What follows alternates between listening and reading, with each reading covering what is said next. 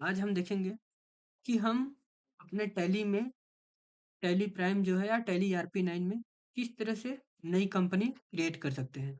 तो चलिए हम शुरू करते हैं। तो ये हमारा टैली प्राइम है, ओपन कर लेते हैं। ओपन करने के भी इसे कई तरीके हैं। आप टैली पे डबल क्लिक करिए, अपने टैली सॉफ्टवेयर जो डेस्कटॉप पे दिख रहा है उस पर डबल क्लिक करिए, वो ऑटोमेटिक ओपन हो जाएगा। या तो उस पर माउस ले जाके माउस का राइट बटन क्लिक करिए तो भी वो ओपन हो जाएगा।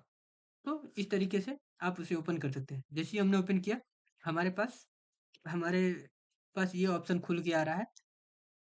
हमारे पास परचेस टैली नहीं है, इसलिए ये लाइसेंस के लिए पूछ के आ रहा है। तो हमारे पास ना एक्टिव लाइसेंस है कोई, ना पहले का कोई लाइसेंस है। ठीक है? तो हम अभी एजुकेशनल मोड पे काम कर रहे हैं। तो चलिए हम एजुकेशनल मोड पे कंटिन्यू करते हैं। ठीक है? तो जैसे ही हमने एजुकेशनल मोड पर क्लिक किया और आगे बढ़े, तो हमारे पास ये ऑप्शन खुल के आ रहा है। ठीक है? सेलेक्ट कंपनी के लिए एक लिस्ट खुल के आ रही है, लिस्ट ऑफ द कंपनी, जहाँ पे दिखा रहा है पहला ऑप्शन है क्रिएट कंपनी, दूसरा रिमोट सेलेक्ट रिमोट कंपनी। जैसे अगर हम परचेस करते हैं टैली, तो वो आईडी पासवर्ड देता है, तो सेलेक्ट रिमोट कंपनी में डाल के आईडी पासवर्ड डाल के आप उसे खोल सकते हैं। ठीक है?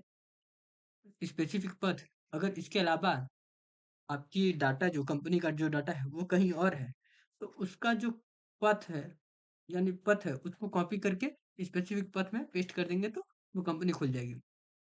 सेलेक्ट फ्रॉम ड्राइव, अगर कंपनी का डाटा किसी ड्राइव में है तो वहां से यहाँ से आप सेलेक्ट फ्रॉम ड्राइव करके भी अपने कंपनी का डाटा यहाँ पे ला सकते हैं, अपने कंपनी को ओपन कर सकते हैं। तो फिलहाल हमारे पास पुराना कोई ऐसा कोई भी डाटा नहीं है और ना स्पेसिफिक पथ है कोई हमारे पास। तो हम जो पहला ऑप्शन है क्रिएट कंपनी, उस पर क्लिक करेंगे। ठीक है? तो जैसे ही हम क्रिएट कंपनी पे क्लिक किए, तो हमारे सामने ये ऑप्शन ओपन करके आ गया। क्या आ गया? कंपनी क्रिएशन, मतलब कंपनी क्रिएट करने के लिए हमारे पास ऑप्शन खुल के आ गया। तो यहाँ पे कंपनी डाटा पथ, यहाँ पे पहले ही ऑप्शन है कंपनी डाटा पथ। यहाँ पे बताया हुआ है कि हमारा जो कंपनी का डाटा है वो कहाँ जाके सेव होगा। अगर हम इसमें किसी कंपनी क्रिएट करते हैं और कंपनी जो हमने कंपनी क्रिएट किया है उसमें कोई भी काम करते हैं, तो वो डाटा कहाँ जाके सेव होगा। तो ये बता रहा है कि सी ड्राइव में यूजर नाम का एक फोल्डर है, यूजर में फिर पब्लिक नाम का एक फोल्डर है, और पब्लिक में जाएंगे तो फिर टेली प्राइम नाम का एक फोल्डर मिलेगा। उस फोल्डर में डाटा, फिर डाटा नाम का एक फोल्डर होगा, उसमें आपकी सारी डाटा सेव होंगे। ठीक है? तो ये उसका पथ है। अब पहला पूछ रहा है कंपनी नेम, कि आपकी कंपनी का नाम क्या है। तो मैं यहाँ पे फिलहाल कोई सा भी बना देता हूँ, तो मैं एक अपनी कंपनी बना देता हूँ।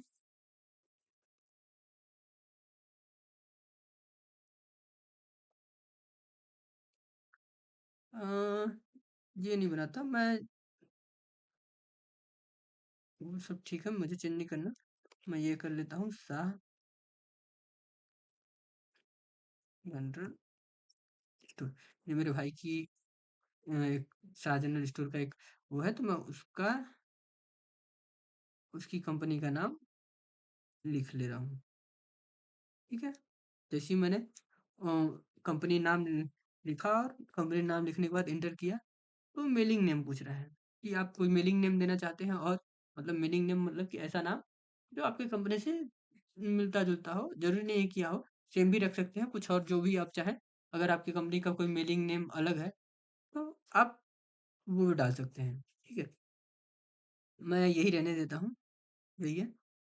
अब उसका एड्रेस पूछ रहा है, तो मैं एड्रेस डाल देता हूँ।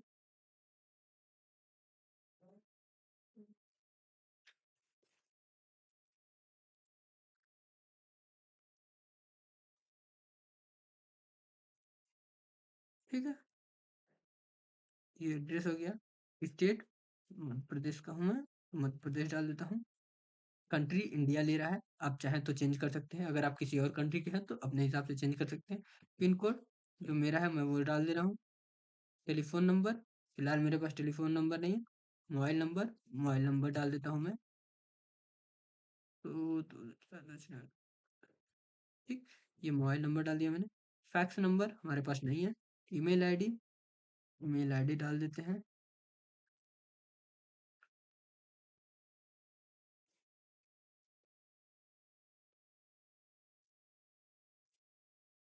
ये हमने ईमेल आईडी डाल दिया।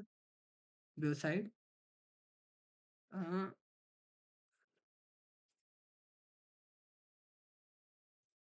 ये वेबसाइट डाल दिया हमने। वेबसाइट डालने के बाद इंटर किए, तो ये फाइनेंशियल ईयर बिगिनिंग फ्रॉम पूछ रहा है, मतलब कि आपका जो फाइनेंशियल ईयर है वो कौन से ईयर से चालू होगा और कौन से डेट से और कौन से ईयर से चालू होगा। तो यहाँ पे बाय डिफॉल्ट 1 अप्रैल 2024, क्योंकि हमारा जो फाइनेंशियल ईयर होता है वो स्टार्ट होता है 1 अप्रैल से और खत्म होता है 31 मार्च को। जो हमारा फाइनेंशियल ईयर है वो ऑटोमेटिक ये सेलेक्ट कर रहा है 1 अप्रैल 2024, क्योंकि 24-25 जो करंट जो हमारा असेसमेंट ईयर है वो 24-25 चल रहा है, ठीक है। तो इसलिए ये 1 अप्रैल 2024 ऑटोमेटिक ले लिया है। चूँकि अगर आपका बिज़नेस बीच में स्टार्ट होता है किसी भी डेट से, तो आप वहाँ से भी डाल सकते हैं, कोई इश्यू नहीं है इसमें। अपने हिसाब से इसको चेंज कर सकते हैं। ये मेरा एजुकेशनल मोड में है, तो हम डेट चेंज नहीं कर सकते हैं। बुक्स बिगिनिंग फ्रॉम में भी वही डेट डाल सकते हैं, जो फाइनेंशियल ईयर तो जो जो साल चल रहा है वो डालें। बुक्स बिगिनिंग मतलब आप कौन से महीने या दिन से अपना जो रिकॉर्ड रखना शुरू कर रहे हैं, वो डेट डाल सकते हैं उसके नीचे वाले में इसमें, ठीक है। तो हमारे पास फिलहाल एजुकेशनल वर्जन है, तो हम यहाँ पे डेट चेंज नहीं कर सकते। तो इसको जैसा है वैसे ही रहने देते हैं और आगे बढ़ते हैं। अब हमारे पास पूछ रहा है बेस करेंसी सिंबल, मतलब आप अपना बेस करेंसी सिंबल क्या रखना चाहते हैं। अगर इंडिया में है तो रुपीस रखिए, किसी और देश के हैं, अमेरिका के हैं तो डॉलर, या और भी किसी और देश के हैं तो वहाँ का जो सिंबल होगा वो रखिए, वो डाल सकते हैं आप। ठीक, यहाँ पे formal name Indian Indian rupees को INR बोला जाता है, तो हम यहाँ पे INR बाई डिफॉल्ट लिख के आ रहा है, ठीक है। जैसे ही आप ये सारी चीज़ों में भरेंगे, फिल करेंगे, अपने हिसाब से चेंज करेंगे, उसके बाद इंटर करेंगे, तो ये एक्सेप्ट करने के लिए पूछेगा। अगर यस कर देते हैं तो हमारी कंपनी क्रिएट कर देगी, नो हो कर देते हैं तो नहीं होगी, फिर से आप चेंज कर सकते हैं। मैं मेरी जो डाटा था वो हो चुका है, तो मैं यस कर देता हूँ। तो देखिए ये गोल गोल राउंड होने लगा। तो जैसे ही मैंने यस किया, ये सक्सेसफुली हम मेरा कंपनी क्रिएट हो गया और वो आगे के प्रोसेस में हमें डाल दिया। तो कंपनी क्रिएशन सक्सेसफुल हो गया। Enable the features as per business need, अगर बिजनेस की कुछ और नीड्स हैं उसके हिसाब से ये चेंजेस करने के लिए बोल रहा है। तो पहला यहाँ पे कंपनी नेम आ गया है, यहाँ पे शो मोर ऑप्शन नो है, इसको अगर हम यस करते हैं तो जो और भी बाकी सारे ऑप्शन है वो सारे ऑप्शन दिखाई देंगे। यहाँ पे भी शो मोर फीचर्स है, ऑल फीचर, इसको भी यस कर देते हैं, तो जितने भी फीचर्स हैं वो सारे दिखेंगे। तो यहाँ पे अकाउंट मेंटेनेंस पूछ रहा है। अब सबसे पहले अकाउंटिंग में मेंटेनेंस अकाउंट पूछ रहा है, तो जाहिर सी बात है हमें अकाउंट्स मेंटेनेंस करना है, तो यस करना है इसको। इनेबल ईवे बिल एंट्री, अगर आप इनेबल बिल वाइज एंट्री, अगर आप बिल बाई बिल अगर एंट्री करना चाहते हैं तो यस करिए, अदरवाइज नो करिए। इनेबल कॉस्ट सेंटर, ये आप नो ही रहने दीजिए। कॉस्ट सेंटर अगर आप कोई खर्चे वगैरह का वो लिखते हैं तो। इनेबल इंटरेस्ट कैलकुलेशन, अगर ये भी आप नो ही रहने दीजिए, इंटरेस्ट कैलकुलेशन करना नहीं है क्योंकि हम कोई ब्याज दे नहीं रहे हैं किसी को। इन्वेंट्री मेंटेनेंस, अगर आप दुकानदार जैसे कि ये मैं शाह जनरल स्टोर यानी किराने का दुकान, तो मुझे इन्वेंट्री मेंटेनेंस करना है, तो मेंटेनेंस इन्वेंट्री को मैं यस रहने देता हूँ। इंटीग्रेट अकाउंट विथ इन्वेंट्री, मतलब मैं चाहता हूँ कि अकाउंट्स भी हैंडल करूँ और इन्वेंट्री भी हैंडल करूँ, तो इसको भी यस रहने देते हैं। इनेबल मल्टीपल प्राइस लेवल, आप चाहे तो कई सारे प्राइस लेवल डाल सकते हैं, तो मैं इसको नो करता हूँ। इनेबल बैचेस बैचेस वगैरह डालना चाहे तो। Enable job order processing, enable cost tracking, enable job costing, use discount column in invoice, अगर आप अपने कॉलम में डिस्काउंट का एक अलग कॉलम रखना चाहते हैं इसको यस कर दिया। मैं भी करता हूँ कि मुझे डिस्काउंट दिखाना है कि कितना परसेंट किसको मैं दे रहा हूँ। Use separate actual and bill quantity column in invoice, अगर आप सेपरेट एक्चुअल और बिल क्वांटिटी दो अलग अलग रखना चाहते हैं तो इसको यस करिए, वरना नो करिए, मैं नो करता हूँ। फिर आ गया टैक्सेशन के लिए, मतलब टैक्स के लिए अब आ गया। तो यहाँ पे enable goods and service tax, सबको जीएसटी लागू करना ही है, तो मैं यस कर देता हूँ। कौन से देश है, जीएसटी रेगुलर है, कंपोजिशन है या सेज में है, किस में है वो आप डाल सकते हैं। यहाँ पे एसएससी ऑफ अदर टेरिटरी, अगर किसी और टेरिटरी के हैं तो वहाँ का डाल सकते हैं, नो हम कर देते हैं। यहाँ पे जीएसटी नंबर पूछ रहा है, हमारे पास अभी फिलहाल जीएसटी नंबर है बट हम डाल नहीं रहे। अब जो आप जीएसटी फाइल करते हैं वो पूछ रहा है कि आप मंथली फाइल करते हैं कि क्वार्टरली करते हैं। तो हम रेगुलर में है तो ज़ाहिर-सी बात है मंथली करते हैं।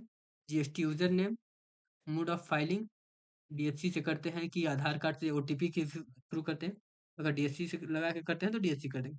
ईवीसी करते हैं तो ईवीसी मतलब ईवीसी मतलब इलेक्ट्रॉनिक वेरिफिकेशन कोड यानी ओटीपी के माध्यम से। ई इनवॉइस एप्लीकेशन मतलब आप ई इनवॉइस जारी करना चाहते हैं या नहीं? तो हम नो करते हैं। ईवे बिल एप्लीकेबल यदि एप्लीकेबल हो तो ईवे बिल को यस कर दीजिए। हमारे केस में ईवे बिल अभी मान्य नहीं है।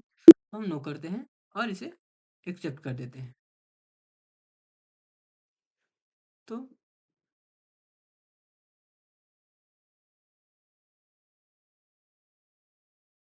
ये था जीएसटी का डिटेल। अब उसके बाद पूछ रहा है set alternate company GST rate and other details को नो कर देते हैं।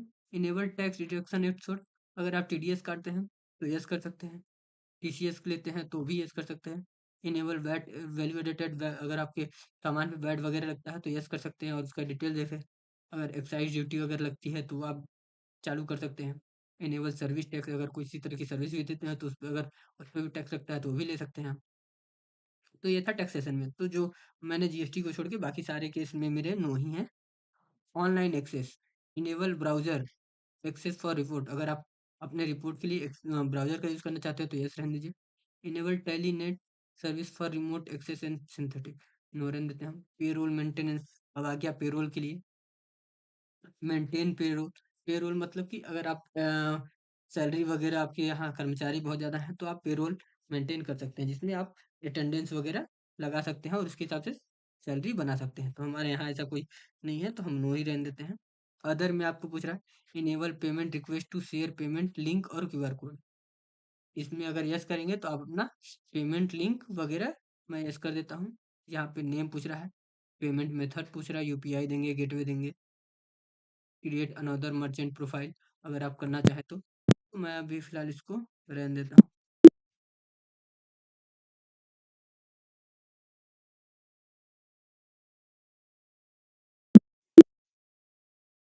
तो बैक आ जाता हूँ, मैं वहीं कर देता हूँ।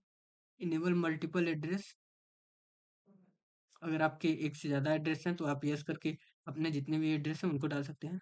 मार्क मॉडिफाइड वाउचर अगर आपके वाउचर में कोई चेंजेस आप करते हैं तो उसमें कोई मार्क आ जाएगा उसके लिए आप चाहें तो यस कर सकते हैं। मैं नहीं करता हूँ, नो करता हूँ, इसको एक्सेप्ट कर लेता हूँ। जैसे ही मैंने एक्सेप्ट किया मेरा कंपनी सक्सेसफुली बन के तैयार हो गया। ठीक है, तो जैसा कि लेफ्ट हैंड साइड में दिख रहा है करंट पीरियड हमारा क्या चल रहा है 1 अप्रैल 2024 से 31 मार्च 2025 तक। करंट डेट क्या है आज का जो ये हमारा जो 22 तारीख होना चाहिए जिस दिन मैं कंपनी क्रिएट करा, बट अनफॉर्चुनेटली ये मेरा एजुकेशनल मोड में है इसीलिए मंडे दिखा रहा है 1 अप्रैल 2024। ठीक, name of the company company का नाम दिखा रहा है। जितने भी कंपनी का नाम आप जितनी भी कंपनी खोल के रखेंगे उनका नाम यहाँ दिखेगा। तो मेरे में एक अभी फिलहाल तो शाह जनरल स्टोर एक नाम दे रहा है। डेट ऑफ लास्ट एंट्री तो अभी तक हमारी कोई वाउचर एंट्री नहीं हुई इसमें हमने वाउचर क्रिएट नहीं किया इसीलिए यहाँ पे लिख रहा है नो वाउचर इंटर्ड। ठीक है, तो ये इस तरीके से हमारे लेफ्ट हैंड साइड में ये दिख रहा है डिटेल और राइट हैंड साइड में दिख रहा है गेटवे ऑफ टैली और उसमें सारे ये फीचर्स हैं कि मास्टर्स में लेजर वगैरह क्रिएट जो करना होता है यहीं पे हम गेटवे ऑफ टैली के ड्रॉप डाउन से ही सारी चीज़ों का लेजर वगैरह क्रिएट करते हैं। तो आज हमने देखा कि किस तरह से हम टैली RP9 में या टैली प्राइम में कंपनी क्रिएट करते हैं। तो आज के लिए बस इतना ही। अगर वीडियो पसंद आए तो लाइक शेयर और कमेंट जरूर करें। धन्यवाद।